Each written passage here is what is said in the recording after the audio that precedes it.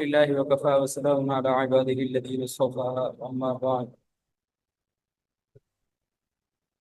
معزز سامعین، جیسا کہ آپ جانتے ہیں ہمارا 40 روزہ علم دین کورس چل رہا ہے، اس کا آج سبق نمبر ہم 19 پڑھیں گے۔ اس میں سابق قرآن کریم کی ایک آیت، ایک حدیث طیبہ، حسن الدعا، سیرت طیبہ کا حصہ، اور اس کے ساتھ اپنی چال کا ایک حصہ ہم پڑھیں گے۔ ارشاد باری تعالیٰ آپ کو شکرین پر نظر آ رہا ہے۔ دیکھیے سورۃ طٰہٰ کی آیت نمبر 131، اس میں اللہ جل شانہ کا ارشاد ہے: اعوذ باللہ من الشیطان الرجیم، بسم اللہ الرحمن الرحیم، ولا تمدن عينيك إلى ما متعنا به أزواجا منهم زهرة الحياة الدنيا لنفتنهم فيه ورزق ربك خير وأبقى۔ صدق اللہ العظیم۔ بظاہر یہ آیت نبی کریم صلی اللہ علیہ وسلم کے متعلق ہے، لیکن حقیقت میں یہ امت مسلمہ کو یہ بات اور یہ پیغام پہنچایا جا رہا ہے، اے سننے والے، یعنی مجھے اور آپ کو خطاب کیا جا رہا ہے: لا تمدن عینیک الی ما متعنا به ازواجا منهم زہرة الحیاۃ الدنیا لنفتنهم فیہ۔ ہم نے مخلوق کے مختلف گروہوں کو دنیا کی زندگی کی جو تر و تازگی فائدہ اٹھانے کے لیے دی ہے، یہ کیوں دی ہے؟ تاکہ ہم انہیں اس بارے میں آزمائیں، تو اس کی طرف تو اپنی آنکھیں نہ پھیلا، وہ تیرے رب کا رزق سب سے اچھا اور سب سے زیادہ باقی رہنے والا ہے۔ بولا تمدن عینیک، تو آپ آنکھیں نہ پھیلائیں، الی ما متعنا به، اس چیز کی طرف جو ہم نے دے رکھی ہے، ازواجا منہم زہرۃ الحیات، دنیا کی زیب و زینت، دنیا کی رونق سے متعلق چیزیں، دنیا کے مختلف لوگوں کو جو ہم نے دے رکھی ہیں، یہ اس لیے ہے لنفتنہم فیہ، تاکہ ہم انہیں آزمائیں، کیا آزمائش کی۔ تو دیکھیے اس آیت کے اندر ایک زبردست تلقین کی جاتی ہے، ایک زبردست پیغام ہے اور ایک زبردست تربیت کا پہلو ہے، ایک زبردست نصیحت اس میں کی جا رہی ہے، اور خاص طور پہ نبی کریم صلی اللہ علیہ وسلم کے ماننے والوں کو۔ دیکھیے ولا تمدن عینیک، اس کے اندر یہ پیغام موجود ہے، جملہ اس طرف اشارہ کرتا ہے کہ انسان دنیا کی چمک دمک کی طرف اور دنیا کی جو ظاہری شان و شوکت ہے، دنیا کے ظاہری جو مراتب ہیں اور درجات ہیں، ان کی طرف نظریں گاڑ کر کے نہ رکھے، کیونکہ یہ چیز انسان کو اللہ سے دور کرتی ہے۔ دنیا کی محبت انسان کے دل میں بیٹھ جائے گی، وہ اللہ سے غافل ہو جائے گا، دور ہو جائے گا۔ ہم نے اس سے پہلے یہ بات پڑھی تھی کہ نبی کریم صلی اللہ علیہ وسلم کا فرمان ہے: حب الدنیا رأس کل خطیئہ، ہر برائی کی جڑ دنیا کے پیچھے پڑ جانا اور لگ جانا ہے، کیونکہ جب آدمی ادھر ادھر دنیا کی طرف ہی نظر دوڑا کر کے رکھے گا، اور خاص طور پہ وہ چیزیں جو اللہ نے دنیا میں باقی لوگوں کو دے رکھی ہیں، تو اس کا نقصان کیا ہوگا کہ آدمی حرص میں مبتلا ہوگا، لالچ انسان میں پیدا ہوگا، اللہ سے غافل ہوگا، جو نعمت اللہ نے دے رکھی ہے اس سے متعلق انسان ناشکرا ہو جائے گا، قناعت کی دولت سے محروم ہو جائے گا، اور وہ یہی سمجھے گا میرے پاس تو کچھ بھی نہیں، یہ فلاں فلاں کو جو اللہ نے دے رکھا ہے بس یہی کچھ ہے۔ اور آج ہمارے معاشرے کے تقریباً ہر فرد کا یہی ہے کہ جو اس کو مل گیا اس پہ وہ خوش نہیں ہے، جو اس کے پاس نہیں ہے اور دوسروں کے پاس ہے، وہ ہر وقت اسی کی تاک جھانک میں لگا ہوا ہے اور اسی کو سب کچھ سمجھتا ہے۔ اس لیے ہمیں بتایا جا رہا ہے کہ بھائی جو اللہ نے تمہیں دے دیا ہے بس وہ کافی ہے، محنت کرو، اللہ تعالی سے مانگو، دنیا کی چیزوں کے پیچھے مت پڑے رہو۔ زہرۃ الحیات الدنیا، اس جملے کے اندر، اس حصے کے اندر اللہ تعالیٰ بتایا کہ دنیا کی زندگی کی جو چیزیں ہیں جن کے پیچھے تم مرے جا رہے ہو اور صبح و شام تم اس دولت کے پیچھے پاگل ہوئے پھر رہے ہو، یہ صرف زہرا ہے، زہرا صرف چمک ہے، چند روزہ چمک دمک ہے، یہ چند دن کی عیاشی ہے، یہ چند دن کی رونقیں اور بہاریں ہیں، پھر یہ سب ختم ہو جائے گا۔ تو اس فانی دنیا کی فانی چیزوں کے پیچھے پڑنے کی بجائے تم باقی رہنے والی آخرت اور اس کی باقی رہنے والی نعمتوں کی طرف متوجہ ہو جاؤ، اس کو ترجیح دو۔ جیسے اللہ کے نبی صلی اللہ علیہ وسلم کا فرمان ہے کہ جو بندہ آخرت کو ترجیح دے گا وہ دنیا میں پیچھے رہ جائے گا، اور جو دنیا کو ترجیح دے گا وہ آخرت کے پیچھے رہ جائے گا۔ پھر اللہ کے نبی صلی اللہ علیہ وسلم نے ارشاد فرمایا، دیکھو تم آخرت کو ترجیح دو، دنیا چلی بھی گئی تو کوئی مسئلہ نہیں، آخرت چلی گئی تو نقصان ہی نقصان، سارا ہی فساد۔ اور باقی دنیا کے مختلف لوگوں کو اللہ تعالیٰ نے جو چیزیں دے رکھی ہیں، یہ کیوں دی ہیں؟ لنفتنہم فی، اللہ تعالیٰ فرماتے ہیں تاکہ ہم ان لوگوں کو آسان، کہ جو بھی نعمت دی ہے اس کا صحیح استعمال کرتے ہیں، غلط کرتے ہیں، جائز جگہ استعمال کرتے ہیں، ناجائز جگہ غلط اس کا استعمال کرتے ہیں، تو اصل میں ہر چیز دنیا کی آزمائش ہے۔ قرآن میں کہا گیا مال آزمائش ہے، اولاد آزمائش ہے، تو یہ چیزیں آزمائش کے لیے ہیں۔ انسان کو سمجھنا چاہیے کہ یہ چیزیں جو مجھے مل گئی ہیں، کہ ان کی وجہ سے میں اللہ کے قریب ہو رہا ہوں یا اللہ سے دور ہو رہا ہوں۔ اگر میں دور ہو رہا ہوں مال کی وجہ سے، دولت کی وجہ سے، نوکری کی وجہ سے، کاروبار کی وجہ سے، تو یہ نعمت نہیں ہے، یہ چیزیں مجھے اللہ سے دور کر رہی ہیں، یہ چیزیں تو میرے لیے وبال جان ہیں۔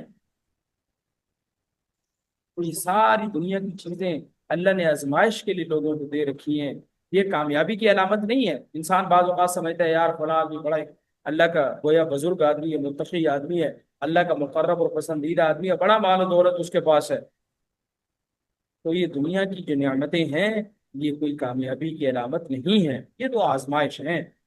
اور پھر فرمایا ورزق ربک کا خیر، تیرے رب کا جو رزق ہے وہ بہت بہتر ہے، وابقا، بہت باقی رہنے والا ہے۔ بھی اللہ نے جو نعمتیں دے رکھی ہیں بس یہی کافی ہیں، اسی میں گزارا کرو، اسی پہ قناعت کرو، اور اصل جو اللہ کا رزق مرنے کے بعد ملے گا وہ بہت بہتر ہے بنی سے دنیاوی رزق کے، وہ باقی رہنے والی جنت اور وہاں کی نعمتیں اس فانی دنیا کی نسبت بہت بہتر ہیں، اور اتنی بہتر ہیں، یہ اتنی بہتر ہے کہ ہمیشہ وہ نعمتیں ملی رہیں گی، کیونکہ ختم نہیں۔ دیکھیے اللہ کے نبی صلی اللہ علیہ وسلم کے اس فرمان میں کتنی بہترین تعلیمات، سوری، قرآن کریم کی آیت میں اللہ کے فرمان میں ہمارے لیے کتنی بہترین تعلیمات ہیں، کہ آج آپ جس شخص کے پاس بیٹھ جائیں، ہم کسی آدمی کے پاس بیٹھ جائیں، رشتے دار کے پاس بیٹھ جائیں، اس کی زبان سے بتا یہی نکل رہا ہے بھائی وہ فلاں کا پیسہ، فلاں کی دولت، فلاں کی نوکری، فلاں کی گاڑی، بس اس نے اتنی جگہ خرید لی، اس نے اتنی کوٹھیاں بنا لی، اس نے اتنا پیسہ اکٹھا کر لیا، اس نے اتنا بڑا کاروبار کر لیا۔ اے بھائی کچھ آخرت کی باتیں بھی کرو، اس لیے اللہ تعالیٰ نے قرآن کریم میں کیا ارشاد فرمایا، یا ایھا الذین آمنوا اتقوا اللہ، اے ایمان والو اللہ سے ڈرو، وکونوا مع الصادقین، اور جن کے دلوں میں اللہ کا خوف ہے ان سچے لوگوں کی صحبت اختیار کرو، ان کے پاس بیٹھو، تم ان کے پاس بیٹھو گے وہ تمہیں یہ نہیں بتائیں گے یہ کاروبار کر لو، وہ تمہیں بتائیں گے اللہ کا خوف اتنی بڑی چیز ہے، وہ تمہیں بتائیں گے نماز کی پابندی کیا ہے، قرآن کی تلاوت کیا ہے، ان کے اثرات کیا ہیں، اللہ کا قرب کیا چیز ہوتی ہے، اس کی برکات کیا ہے، وہ یہ ساری چیزیں بتائیں گے۔ تو دنیا دار کے پاس بیٹھیں گے وہی چیز دل میں آئے گی، دیندار کے پاس بیٹھیں گے وہی دین دل میں سرایت کرے گا۔ اس اللہ نے قرآن میں یہی فرمایا، اور احادیث نبویہ کے اندر بھی ہے کہ اچھے آدمی کو دوست بنا، اور یہ حدیث ہم پیچھے پڑھ چکے ہیں۔ دوبارہ جی، یہ سورۃ طٰہٰ کی آیت نمبر 131 تھی، جس کا درس ہم نے پڑھا، حاصل کیا، ہم نے اس کو سمجھنے کی کوشش کی، اللہ سے دعا ہے اللہ تعالیٰ ہمیں شاید سمجھنے کی، اس پہ عمل کی توفیق عطا کرے۔ حدیث نبی صلی اللہ علیہ وسلم، عن جابر رضی اللہ تعالی عنہ قال قال رسول اللہ صلی اللہ علیہ وسلم الغناء يولد النفاق في القلب كما يولد الماء الزرع۔ مشکوٰۃ شریف میں حدیث موجود ہے، اور بہقی شریف میں بھی یہ حدیث موجود ہے۔ حضرت جابر رضی اللہ تعالی عنہ بیان کرتے ہیں، رسول کریم صلی اللہ علیہ وسلم نے ارشاد فرمایا، گانا دل میں ایسے ہی منافقت کو پیدا کرتا ہے جس طرح پانی کھیت کو پیدا کرتا ہے۔ دل میں گانا سننا دل میں ایسے ہی نفاق اگاتا ہے جیسے پانی کھیتی کو۔ کتنی زبردست مثال دی سمجھانے کے لیے، جیسے پانی لگتا ہے زمین کو، ظاہر ہے ایک دن پانی لگنے کی وجہ سے تو کھیتی نہیں ہوتی، ایک دن، دو دن، 4 دن، 6 دن، اور پھر وہ پہلے 2 4 مرتبہ شروع میں پانی لگتا ہے تو تھوڑی سی فصل نکلتی ہے، کوئی بیج ظاہر ہوتا ہے، لیکن دھیرے دھیرے آہستہ آہستہ دیکھنے والا دیکھتا ہے کہ چند ہی مہینوں میں وہ بڑی لہلہاتی فصل بن جاتی، چند ہی سالوں میں وہ چھوٹا سا ایک بیج یا پودا وہ لہلہاتا ہوا بڑا درخت بن جاتا ہے۔ ایسے ہی فرمایا کہ جیسے پانی سے کھیتی اگتی ہے، اسی طرح گانا سننا، گانا گانا، ان سے بھی دل میں نفاق پیدا ہوتا ہے۔ نفاق کس کو کہتے ہیں؟ इंसान के दिल में कुछ और है, हकीकत में कुछ और है। आज हम देखें, आज किस शख्स के आप पास आप बैठे, यूँ लगता है बड़ा ही सूफी, बड़ा ही बुजुर्ग है, यार बड़ी अच्छी बातें करता, बड़ा अच्छा आदमी है, बड़ा ही दीनदार आदमी है। हकीकत दिल में क्या है? ख्वाहिशात पाले पे है। दिल में क्या है? नफरतें हैं। दिल में क्या है? हसद है। दिल में क्या है? बुराइयां बुराइयां। और बज़ाहिर क्या है? शक्ल सूरत से बहुत अच्छा है। यही ज़ाहिरी सूरत कुछ और बातिनी सूरत कुछ और। इसी तरह जो आदमी गाने सुनता है, गाने गाता है, उसके दिल में दुनिया की मोहब्बत, ख्वाहिशात और हिर्स और हवस बहुत ज्यादा पैदा पैदा होती है। तो आप शोबिस इंडस्ट्री से वाबस्ता लोगों को देख लो, क्या है उनकी जिंदगी। यानी जुबान से दावा तो ये है कि मैं एक सच्चा पक्का मुसलमान हूँ, मैं अल्लाह के नबी सल्लल्लाहु अलैहि वसल्लम के दीन पर चलने वाला हूँ, लेकिन आप जिंदगी देखें तो काफिराना है। जुबान से कुछ और आमाल कुछ और हो, यही तो मुनाफत है। ऐसा शख्स असल में तो ख्वाहिशात का रसिया है और शहवात का रसिया है, लेकिन बज़ाहिर ये कहता है कि वो बहुत बड़ा दिलदार है, बड़ा नेक है। आप इस शोबिस इंडस्ट्री से वाबस्ता लोगों को देखिए, बड़ी ऐसे सूफियाना बातें करें। भाई तुम्हारी जिंदगी क्या है? तुम्हारे इल्म के क्या आग लगानी है? तुम्हारा अमल देखो तो 24 घंटे अल्लाह की नाफरमानी में गुजर, गैर महरमों के साथ ताल्लुकात, ये सब चीजें आपके सामने होती हैं। बातें सुन ले तो ऐसे का जैसे दुनिया का वजन कितना बड़ा बुजुर्ग है। यही तो मुनाफिकत है। इस्लाम कहता है तुम्हारे दिल में ईमान नहीं रहेगा अगर सुन सुन कुफरिया कलिमात सुनेंगे, शिरकिया अशआर सुनोगे। हाँ, बज़ाहिर मुसलमानों वाली सारी बातें हैं, लेकिन अंदर ईमान है ही नहीं, खोखला है। इसलिए हमें गाना सुनने से, गाना गाने से इज्तिनाब करना चाहिए। बहुत सी आयात और अहदीस है जो गाने के हराम होने पर शाहिद हैं, दलालत करती हैं। गाना सुनना, गाना है किसी तरह भी जायज है। एक और चीज जो हमने पढ़नी आज वो है रिस्क में बरकत का अमल। इस जमाने में हर शख्स हम में से रिस्क के सिलसिले में परेशान रहता है। और भी इबारत चूंकि लंबी है इसलिए मैं सिर्फ तर्जुमा पढ़ता हूँ। हजरत अब्दुल्ला बिन उमर रजी अल्लाह तआला अन्हुमा फरमाते हैं कि एक शख्स ने नबी करीम सल्लल्लाहु अलैहि वसल्लम से दुनिया की कमी की शिकायत। तो नबी करीम सल्लल्लाहु अलैहि वसल्लम ने फरमाया कि तुम फरिश्तों और मखलूक़ात की इस तस्वीर से कहाँ गाफिल हो जिसकी बरकत से उन्हें रिस्क दिया जाता है।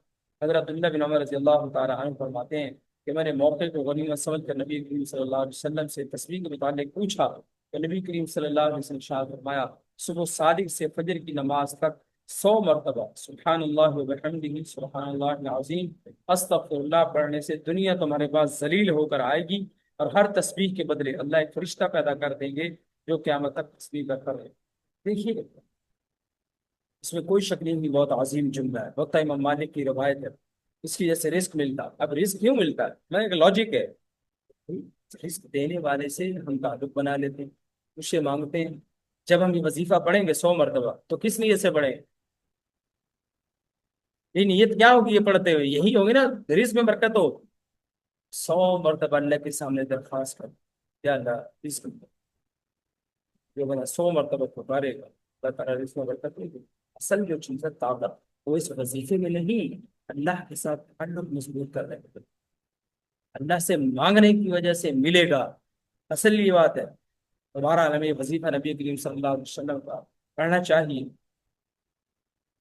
इंशाल्लाह इस सीरीज में बरकत भी हो। तो आजकल के दौर में अक्सर हर बंदा ही परेशान है रिस्क के हवाले से, मसाइल पूछता है, वजीफे पूछता है उलमा से। देखिए ये वजीफा है जो अल्लाह के नबी सल्लल्लाहु अलैहि वसल्लम इरशाद फरमाया है। अब इसकी बरकत क्या हो? वजीफा किस वक्त का बताया? सुबह की नमाज, तहज्जुद के वक्त से लेकर, तहज्जुद का टाइम खत्म होने से लेकर और फजर की नमाज तक, इस दरमियान 100 मरतबा वजीफा पढ़ना है। सोया हुआ आदमी पढ़ेगा वजीफा? वही जाग रहा होगा वही पढ़ेगा ना वजीफा। तो यही बात बताई गई है कि सुबह सुबह उठो भाई, अल्लाह को याद करो, सुनते पढ़ो, नफिल पढ़ो, फर्ज पढ़ो, अल्लाह को याद करो, अल्लाह से मांगो। ये वो वक्त है जिसमें रिस्क मिलेगा, बरकतें पैदा होंगी। असल ये चीजें हैं जो अल्लाह के नबी सल्लल्लाहु अलैहि वसल्लम हमारे अंदर पैदा करना चाहते थे। इसलिए एक वजीफा बता दिया, और वजीफे में भी अल्लाह से मांगने की बात है, और उठने का जो वक्त है फजर का वक्त है, ताकि नमाज भी न छूटे। तो असल रिस्क किस वक्त किस वजह से आएगा? फजर के टाइम नमाज पढ़ने से, अल्लाह से मांगने से, बावजू होने से, اللہ سے تعلق جوڑنے سے یہ اصل چیز ہے جن سے بسم ہے. وظیفہ پڑھیں گے، دعا پڑھیں گے، انشاءاللہ اس میں برکتیں بھی آئیں گی. تو آگے جی چوتھا پورشن ہے ہمارا، جس کے اندر ہم نے سیرت طیبہ کا پہلو پڑھنا ہوتا ہے. تو آج ہم دو چیزیں پڑھیں گے. ایک ہے صلح حدیبیہ اور دوسرا ہے دعوتی خروج.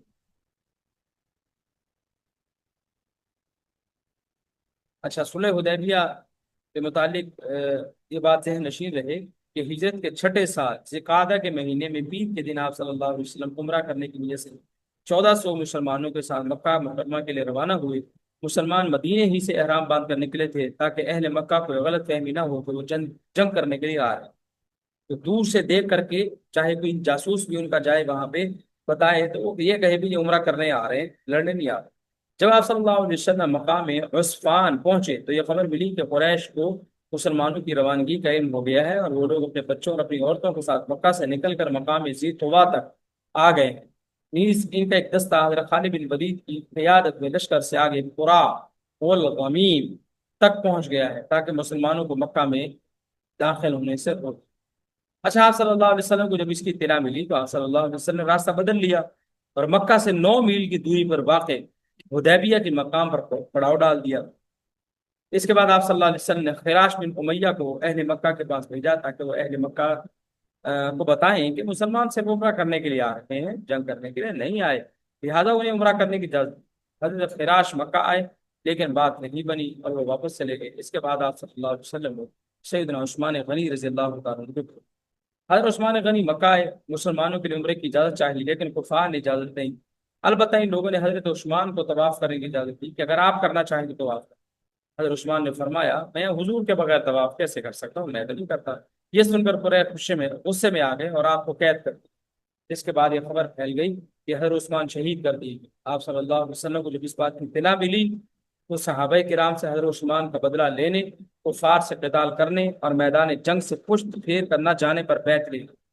چنانچہ تمام صحابہ کرام نے ان چیزوں کا عہد کیا اور اللہ رب العزت کو یہ عمل اتنا پسند آیا کہ اللہ تعالیٰ نے اس سلسلے میں قرآن کی آیات نازل کی جن میں اللہ تعالیٰ نے بیعت کرنے والوں کو اپنی رضا کی بشارت سنائی. اس لیے اس بیعت کو بیعت رضوان کہا جاتا ہے، یعنی وہ بیعت اللہ کے نبی کے ساتھ، وہ بیعت جس کی وجہ سے اللہ نے رضا کی آیات اتار. اچھا، اہل مکہ کو جب اس بیعت کی خبر ہوئی تو ان کے اندر خوف پیدا ہو گیا اور درج ذیل شرطوں پر صلح کی پیشکش. ایک یہ کہ 10 سال تک ہم لوگ آپس میں لڑیں گے نہیں، اور دوسرا کہ قریش میں سے جو شخص اپنے ولی کی اجازت کے بغیر مدینے جائے گا اس کو مکہ واپس کر دیا جائے گا اگرچہ مسلمان ہو کر جائے. تیسری بات یہ کہ مدینے سے اگر کوئی مسلمان مکہ آئے گا تو اس کو مدینہ واپس نہیں بھیجا جائے. چوتھی بات یہ کہ مسلمان اس سال عمرہ کیے بغیر واپس جائیں اور آئندہ سال عمرے کے لیے آئیں گے. یہ صرف 3 دن تک مکہ میں رہیں گے. 3 دنوں میں مکہ والے شہر خالی کر کے باہر نکل جائیں گے. مسلمان تلوار کے علاوہ کوئی اور ہتھیار ساتھ نہ لائیں گے اور تلوار بھی نیام میں رہیں. اور پھر یہ کہ جو قبیلہ اس صلح نامے میں جس فریق کے ساتھ ہونا چاہے اس فریق کے ساتھ ہو سکتا ہے. چنانچہ اس معاہدے کے بعد بنو خزاعہ مسلمانوں کے حلیف بن گئے اور بنو بکر کفار کے ساتھ میں. اچھا، آپ صلی اللہ علیہ وسلم چونکہ امن چاہتے تھے اس لیے اس صلح نامہ کو آپ نے قبول فرمایا اور مسلمان عمرہ کیے بغیر حدیبیہ سے واپس ہو گئے. راستے میں سورہ فتح نازل ہوئی جس میں اس صلح کو فتح مبین کہا گیا کیونکہ اس صلح نامہ کی وجہ سے مسلمان جنگ سے محفوظ ہو گئے اور اللہ کی عبادت کرنے، نیز اسلام کی تبلیغ کرنے کا خوب موقع ملا. اچھا، یہاں پر یہ بات یاد رہے کہ مکہ سے شمال مغربی جانب تقریباً 20 کلومیٹر کے فاصلے پر ایک کنواں تھا جو حدیبیہ کے نام سے جانا جاتا تھا. اسی مناسبت سے اس کنویں سے متصل آبادی کو بھی حدیبیہ کہا جاتا. اس کے بعد اگلی جو چیز ہم نے پڑھنی ہے وہ دعوت کی کتب. اچھا، صلح حدیبیہ کے بعد جب مسلمان لڑائی سے محفوظ ہو گئے تو آپ صلی اللہ علیہ وسلم نے 6 ہجری میں ذوالحجہ کے مہینے میں مختلف بادشاہوں کے نام دعوت کی خطوط بھیجے. چنانچہ حضرت عمرو بن امیہ زمری کو حبشہ کے بادشاہ نجاشی کی طرف، حضرت حاتب بن ابی بلتع کو مصر کے بادشاہ مقوقس کی طرف، حضرت عبداللہ بن حذافہ سہمی رضی اللہ تعالیٰ عنہ کو فارس کے بادشاہ کسریٰ کی طرف، حضرت دحیہ کلبی رضی اللہ تعالیٰ عنہ کو روم کے بادشاہ قیصر کی طرف، علا بن حضرمی کو بحرین کے بادشاہ حاکم منذر بن ساوا کی طرف پاس، اور کچھ صحابہ کرام کو دیگر بادشاہوں کے پاس قاصد بنا کر بھیجا. اچھا، ان میں سے نجاشی اور منذر بن ساوا نے اسلام قبول کر لیا. ہرقل اور مقوقس نے خط کا بہت احترام کیا لیکن مسلمان نہیں ہوا. کس طرح نے خط کو پھاٹ کی. یہاں یہ بات بھی یاد رہے کہ نجاشی کا اصل نام اصحیمہ، مقوقس کا اصل نام جرید بن متہ اور کسریٰ کا اصل نام خسرو پرویز اور کیسر کا اصل نام ڈھیرا پن ہے۔ تو یہاں تک ہم نے سیرت طیبہ کا حصہ پڑھ لیا۔ اس کے بعد اگلی جو چیز ہم نے پڑھنی ہے وہ ہے جی عربی بول چال سے متعلق کچھ۔ تو وضو خانے کی اشیاء سے متعلق کچھ چیزیں ہم پڑھیں گے۔ اشیاء الدورات المیاد، وضو خانے کی چیزیں، من شافہ تولیہ، پاؤڈر، پاؤدرہ یا مسحوق، وہ پاؤڈر لگاتے ہیں، تصویر میں آپ کو نظر آ رہا ہے۔ شاور کو کہتے ہیں رشاش یا سجاج، اور بالوں میں جو برش ہوتا ہے اس کو کہتے ہیں فرشاد الشعر، اور ٹشو پیپر کو کہتے ہیں مندیل ورق، کاغذ رومال، ٹھیک ہے۔ واشنگ مشین کا جو پائپ ہے اس کو کہتے ہیں خرطوم الغسالہ، اور ٹونٹی کو کہتے ہیں حنفیہ یا صبور الماء، اور بلیڈ کو شفرا بولتے ہیں، اور بلیچ کو قاصر، اور جو موڑنے والی مشین ہوتی ہے یہ آج کل سب کے پاس ہوتی ہے، جو حجام کے پاس خاص طور پہ ہوتی ہے۔ ماکینۃ الحلق، اور باتھ روم کو کہتے ہیں المرحاض یا دورات المیاہ، اور اس طرح سرمے دانی کو مکحلہ بولتے ہیں، اور اس کے علاوہ کنگھی کو مشتن، اور ٹوتھ پیسٹ کو معجون الاسنان، اور ناخن تراش کو کہتے ہیں مقلمۃ الاظفار، ٹھیک ہے، یا مقص الاظفار، ناخن کاٹنے والی چیز۔ بیسن کو مغسلہ بولتے ہیں، اور کینچی کو مقصن، اور دانتوں نے برش کو فرشات الاسنان، اور ریزر کو خلاقہ بولتے ہیں، ٹھیک ہے، اور شیمپو کو شامپو، اور برش کو فرشات الحمام، اور ٹیبل کو طاولہ، صابن دانی کو محمل الصابون، اور صف کو مسحوق الغسیل، ٹھیک ہے۔ تو یہ عربی بول چال سے متعلق کچھ چیز انشاءاللہ ہم ایک دو سبقوں کے بعد عربی بول چال مکالمہ شروع کریں گے، حوارات شروع کریں گے، تو اس میں اور بھی زیادہ چیزیں سمجھنے کو ملیں گے۔ تو اللہ سے دعا ہے اللہ تعالیٰ ہمارے اس سبق کو بھی قبول فرمائے۔ آپ اس کو خود بھی سنیں، دوسروں کے ساتھ شیئر کریں، اس کے لنک شیئر کریں، تو اللہ سے دعا ہے اللہ تعالیٰ اس کو توفیق عطا فرمائے۔ السلام علیکم۔